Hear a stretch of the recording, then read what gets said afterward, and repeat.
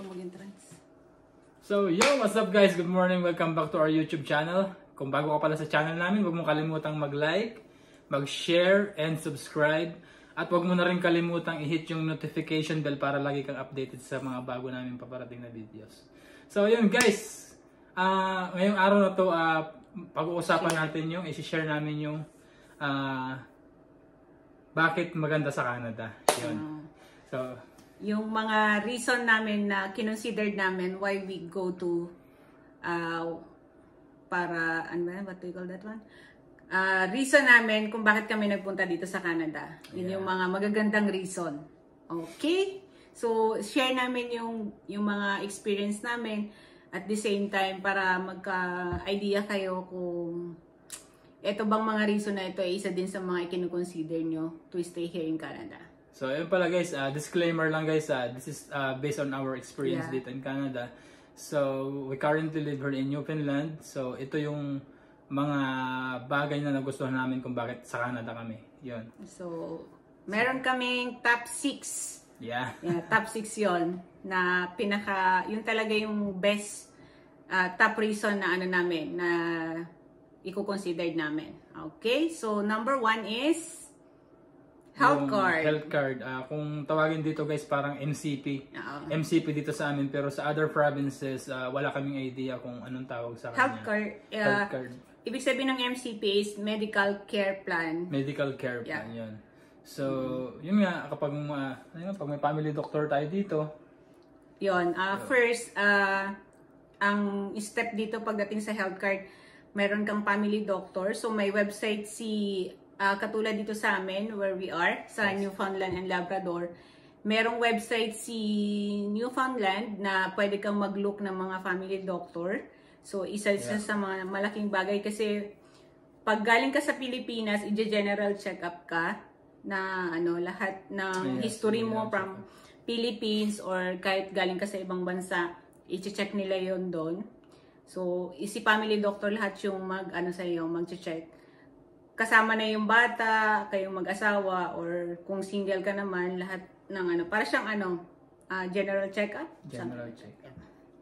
Yan, tapos yun nga, kapag pumunta ka ng, pwede ka namang mag-walk-in ng hospital kung wala kang family doctor. Kung wala pa. Tapos, yun nga, pagdating dyan sa health card na yan, pag pupunta ka ng ganito, hospital, magpapacheck up ka, walk-in, tapos yun nga, wala kang babayaran. As in, di ba nga? Wala. As in, lang, yung card mo, may card ka, individual yung card na yon, kahit family kayo, tigi-tigisa pa rin kayo ng card. And then, kunyari na general check-up na kayo ng family doctor, tapos meron siyang unlike sa amin, first is laboratory, lahat ng mga blood test, kung yung mo, tapos kung may history ka ng mga diabetes or something sa Philippines, i-double check din nila dito sa Canada kasi minsan hindi natin na-identify yung sakit mo sa Pilipinas. Tapos pagdating mo dito. Tapos yun nga, add ko lang din yung sa cholesterol, yung mga ganon. Tapos dadagdag nila yung mga lipid, right? Yun, mga ganon. Yung mga iba na wala sa Pilipinas, dito mo talaga madidiscover. Hindi rin siya nakakatakot kasi may mga bibigay sila sa iyo na reseta or tapos yung laboratory wala kang babayaran. Although laboratory sa mga hospital mo siya gagawin, bibigyan ka lang nila ng referral form. Hindi naman siya totally one shot na magla-laboratory ka. Yun nga, kapag na-admit ka rin dito, wala ka talaga as in babayaran, wala. Yun nga, sarili mo lang talaga yung dala mo doon papuntang hospital. Sarili mo yung MCP mo, yan. Yan talaga yung pinakang hinahanap ng hospital when you admit, admit ka na. Tapos pag may laboratory yon, pag sa mga experience din ng iba, o saka sa experience namin, dito, naka-appointment din siya. So, bibigyan ka ng contact number, mag-select ka ng hospital na malapit sa'yo. Tapos, yon, kahit nagtatrabaho ka, may availability din si hospital at availability mo kapag hindi naman siya talagang emergency. So, mamamanage mo yung time kasi by schedule. Hindi tayo naghintay ng matagal, di ba? Hindi, kasi may work din kasi tayo. Kasi may mga schedule siya. May slot talaga na oras, anong araw, saang hospital ka magla-laboratory. So napaka-accessible siya na way. Tapos yun nga, pagka bigyan mo lang yung MCP mo, tapos yung laboratory referral mo, tapos na, tatawagan ka na lang ng family doctor mo kung ano yung result mo. Kung anong result yun. Ibibigay sa'yo yung advice sa'yo. Yun, tatawagan ka ng family doctor mo para sabihin sa'yo kung anong naging resulta mo dun sa hospital na kumuha ng laboratory mo. Yun, tapos next namin guys is yung free education ng mga bata. So yun nga, we're thankful as family na nakamove kami dito sa Canada. Kasi unang-una, syempre magulang tayo, kailangan natin na bigyan ng magandang education yung anak natin. Kaya yun, sa school kasi mayroon silang may free food. Yun. Free food nila. So based on our experience, pagpasok mo sa entrance may free food doon na lahat naman siya is talagang pasok sa mga nutrients and then pagdating sa lunch, meron din silang free. So magsa-sign in ka lang, magbubook ka lang dun sa mga pagkain, mag-sign in ka kung mag-a-avail ka ng free food. Yeah. So napaka ganda na tapos yung school ang ganda ng ambience, 'di ba? Yan ambience talaga. Hindi sila overcrowded. Yung facility nila yung facility nila napaka-organized. Tapos yung mga teacher, especially pag first day, talagang papasok ka talaga sa classroom para ma-meet mo yung teacher. So hindi basta na experience natin sa Pilipinas. Ibang-iba, napakalayo talaga. Sin talaga. Tapos kung katulad kasi dito, marami dito na katulad din namin na may family, tapos may full-time job, tapos at the same time nag-aaral yung anak nyo, hindi siya hindrance para hindi makapag-aral yung anak mo kasi meron din silang available na bus. Yeah. So magre-request ka lang ng bus para ma-accommodate din yung anak mo. So walang reason para hindi sila makapag-aral. Tama yan. Tsaka yun nga, tsaka unang-una mafe-feel mo rin na safe yung anak mo kapag syempre may bus ka. May bus, libre nga yung may bus. May mga din sila doon sa bus. May personnel. May personnel. Na mag-assist sa mga bata. Tsaka yun, next natin is, yun nga, allow your family to bring her in Canada. Yun. We, sa status namin as permanent residents dito sa Canada, so, yun, kumbaga, yun nga, family kaming naglandi dito as PR. So, yun, yung yung allow sa family kasi before meron na pares kami ni daddy na nagtrabaho sa Middle East. Yun. So it's part of OFW versus Filipino worker. So the difference ng Canada is allows niya na dalhin mo yung family. Although sa Middle East pwede ka rin magdala ng family sa Dubai, sa ganyan. Pwede kang mamuhay sa Middle East. Yun nga lang, may range yung salary. At the same time, yun nga, walang permanent residence at hindi naman habang buhay na kontrata na lang tayo. Siyempre gusto nating makasama forever yung family natin, makita natin yung mga anak natin na lumalaki. Yun, kaya tsaka sa tingin namin hindi rin maganda na dala mo sa Middle East yung family, yung anak mo. Kasi number one doon, yung sa trabaho may specific lang siya na hindi ka pwedeng mag full time tapos may part time ka sa kabila, 'di ba? Parang mayroon kang specific lang siya. May specific company ka na pwedeng pagtrabahunan, tapos yung school nila doon hindi free. Yung cost of living, kailangan pagdala mo yung family mo, yung anak mo, meron kang required na income pagdating dun sa kung makakasurvive ba kayo. Tapos cost of living mahal din, 'di ba? So mas afford natin cost of living sa Middle East ang mahal ng bahay doon. Mahal din yan, mahal din. Totoo yan. So most of the sa mundo ngayon mahal talaga. Most of the na experience namin doon, kapag kasama yung family mo, kukuha ka talaga ng kwarto, which is ang mahal ng ng bayad sa apartment. Kwarto talaga yun, as in buong room. Para unlike dito sa Canada, it's not for permanent residents lang na pwede mong madala yung family. Pwede ka rin sa mga international student. Kung may budget ka talaga, may financial stability ka, or may plan ka talaga, pwede ka magsama ng husband mo, isang mag-aaral, isang may open work permit, at the same time yung anak mo naman magiging student visa. So there's a pathway din yun, yung another pathway na talagang pagdating sa Canada, more on family-oriented sila. Family-oriented talaga sila. Wala silang, kumbaga, pampamilya talaga yung Canada, guys. Yun. Oo. Tsaka, lahat naman, siguro swerte lang tayo kasi permanent residence lang din tayo. Swerte tayo. Pero pag student ka or open work permit, ang goal mong next is maging permanent residence. Absolutely, yun. Tama. And then, after permanent residence, marami na nag-goal din or nag-aim din na maging Canadian citizen. Siyempre, para din sa family nila yan. So, yun guys, next namin guys is right to live and work here in Canada. Yun. So, yun nga, pag nandito ka sa Canada, dito more on cards yung ginagamit guys. Credit card. Credit card dito, hindi masyado, never ako nakakita guys dito nang gumagamit halos ng cash. Tap talaga dito, as in tap lang ng tap dito. Yun nga, kapag hindi ka marunong gumamit ng credit card mo, hindi mo kaya siyang i-budget o i-manage.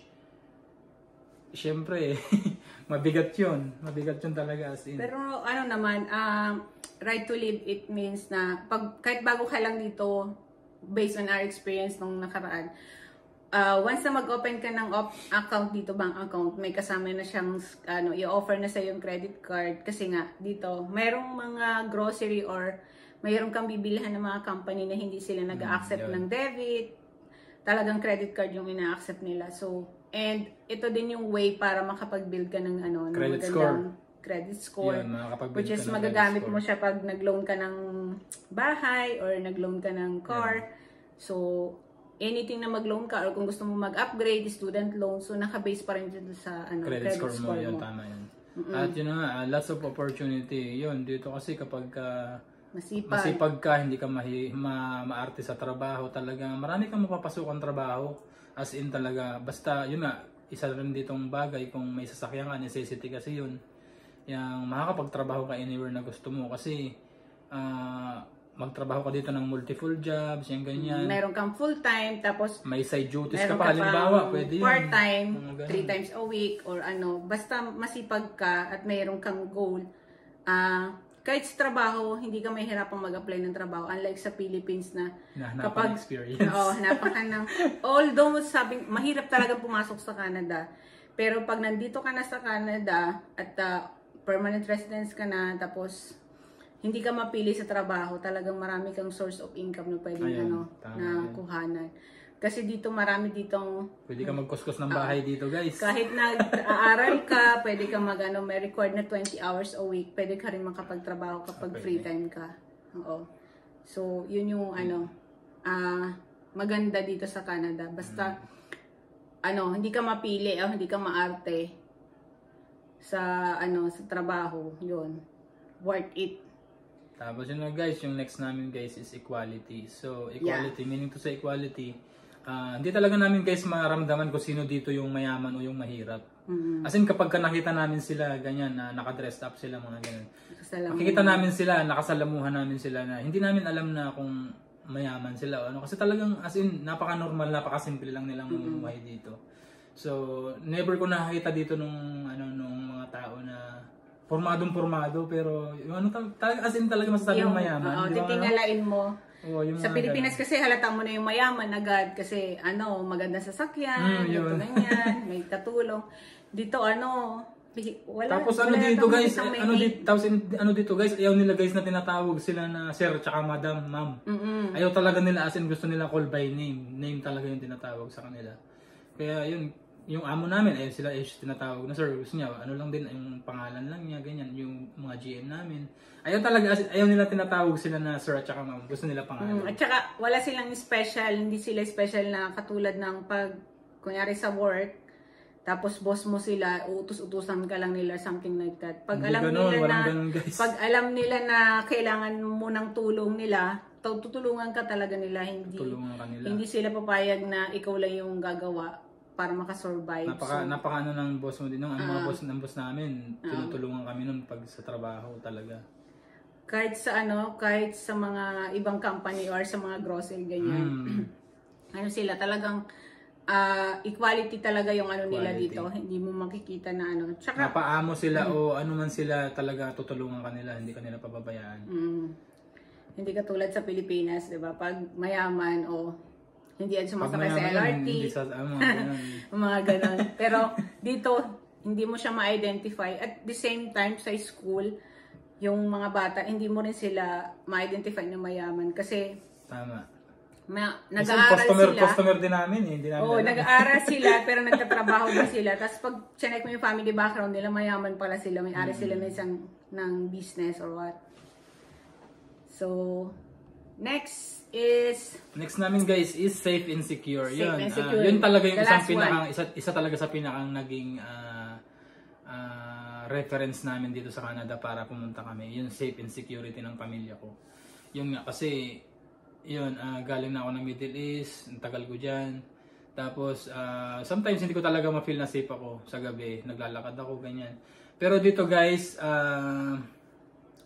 ramdam na ramdam mo as in lalo na dito sa lugar namin, dito sa St. John, ramdam talaga namin as in. Before nga, nung first apartment namin, it's take 30 minutes. 30 minutes walk kami noon, 30 minutes walk from apartment to work. Ako naglalakad ako minsan ng alas 2 ng madaling araw, alas 12, midnight ganyan. Pero sa highway, sa may kalsada, wala as in wala naman. Talaga okay naman matatakot ka. Although may mga sakyan na dumadaan, pero parang ang feeling mo is safe ka kasi wala kang minsan kinakatakot ko lang dito yung mga facts, yung mga ganun. Pero wala naman daw dito. Malayo daw dito. So yun, safe talaga, safe and secure yung pamilya. Syempre sino ba naman sa atin ang ayaw ng secure, 'di ba? Yung makikita natin yung mga anak natin anywhere they go, saan sila pumunta yun. Talagang mafe-feel natin na ligtas sila. Wala tayong pangamba na kung ano man yung mangyari. Especially dito sa lugar namin na nasa island kami. Tsaka yung mga neighbor mo dito, hindi mo makikita sila sa labas. Hindi mo makikita. Minsan makita mo sila, aalis, sasakay lang sa sasakyan, tapos mag-offer pa sila ng free ride sa'yo. Tapos, pag may nakasalubong ka naman ng mga naglalakad, diba, most of the time mag-greet sila sa'yo, mag-good morning. Napaka-approachable minsan ikaw na yung pa mahihiya nila. kasi hindi ka agad ikaw ang nag-good morning. Sasabihin sa'yo nung kapitbahay mo, you want a ride? Just call me. Di ba, mga ganun sila eh. So nila. Yun, ang bait talaga nila. Ang babait ng mga feeling mo family sila pero hindi mo naman sila hindi mo sila nakasama sa trabaho bibigyan ka nila ng gamit na kahit na ayaw mong tanggapin, pagpipilitan talaga. Oo, bawal sa kanila ganun sila dito. Yung tumatanggi sa mga binibigay nila kasi nila yon. Especially spring, oh my goodness, talaga as in bibigyan ka talaga ng mga gamit, mga lamesa, mga stuff na gamit sa bahay, yun bibigyan ka talaga nila, hindi ka talaga nila. Talaga mababait talaga sila. Especially pag bago ka, newcomers ka, swerte din namin sa neighbor namin. Pag alam nila na bago ka dyan, tatanungin kanila kung ano yung may tutulong nila sa'yo. Ayun, tatanungin nila. Kasi napaka-helpful nila at saka yung hospitality nila. Yun, tama. Tsaka yung guys, yung kapag ka-winter nga dito, yun yung mga ganun. Tulungan talaga as in, yung clearing ng snow. Yun, tulungan talaga dito guys. Dito sa area namin, hindi ko alam sa ibang area. Pero dito sa lugar namin, sa neighborhood namin dito, yan, tulungan yan. May mga snow blower yan dito, pupunta dito sa kabilang bahay, i-blower yan kapag yung may-ari wala pa dyan. Ganun sila dito. Culture na kasi culture ng mga ng mga Canadian. So, yun sa amin, yun yung top 6 namin na kinonsidered namin na kung bakit kami maganda talaga dito sa Canada at yun naman yung kasi sabi nga nila lagi mong maririnig na mataas ang tax. Oh, yeah. Lagi naman yung pag sinabi kasi nilang Canada, sabi nyo, may tax naman yan. Ang taas naman ng tax doon, ang taas ng cost of living. Yung mga ganun lagi naririnig. Yun ang binabayaran. Pero when we double check what's behind the tax, 'di ba? Ako nga sa Pilipinas, ang laki na binabayaran ko sa tax, 'di ba? Pero yun, at least alam mo, pero hindi natin iniisip na mahal yung binabayaran nating tax kasi ramdam kasi namin na kung saan napupunta yung tax namin. Ramdam naka-equal divided siya sa sa lahat. 'Di ba? Lahat naman tayo nagbabayad ng tax eh. So, 'yun. yun nga, difference sa Pilipinas, magbabayad ka ng tax, pero ano ba, Hindi ko maramdaman. komportable ka ba or anong tawag nun da? Nakita mo ba kung saan napunta yung tax mo? So, yun. Dito kasi talaga ramdam namin na yung tax namin may napuntahan. Tapos every year, yun nga, syempre, may makukuha ka pa rin naman. Basta May tax may refund. tax refund ka, yun, ganun. So, ano siya, pampamilya. Pampamilya. Kung wala ka pang pamilya, in the future, kung may plan ka na sa mas maganda siya na mas maganda siya para sa sa future family mo siya. Tama yun. Mo siya. So, yun lang guys for today's video. Yun, i-share namin, yung na-share namin based on sa our experience. Yeah, kasi, based on our experience lang yun, guys. Nakakaano lang, I feel grateful kasi, especially sa health, at saka dun sa, yung mga iba pang nabanggit namin. Kasi yan talaga, minsan, hindi natin talaga makukuha sa Pilipinas ng one shot lang, 'di ba? Pero dito kahit bago ka pa lang, yan ifa-fulfill sa ni Canada kung anong meron sa kanila, meron din tayo as immigrants or kahit yun nga guys, student. equality like we've said, equality nga, 'di ba? Yun kaya kung anong meron sila, meron din tayo. Kung yung mga meron din tayo na mga expats man kung tawag sa atin, expats o PR, immigrants. Yung lahat tayo meron. Yan. Okay. So, yun na guys, salamat sa walang sawang suporta at yun na nga, kagaya ng sinabi ko kanina, kung bago ka sa YouTube channel namin, sa Minado Family, huwag mong kalimutang i-like, subscribe, share mo na rin para mapanood ng iba to o ng mga gustong pumunta dito sa Canada. At huwag mo rin kalimutang pindutin yung notification bell para lagi kayong updated sa mga bagong paparating namin videos. And kung mayroon ka pang gustong i-share namin about the experience namin dito sa Canada, so comment lang below para gawa namin ng video para makatulong sa inyo at magkaroon kayo ng magkaroon kayo ng idea, 'di ba? Para in the future malay nyo, isa din kayo na magplan magpupunta dito sa Canada. Yeah, so thank you guys. Thank you for watching. Bye-bye.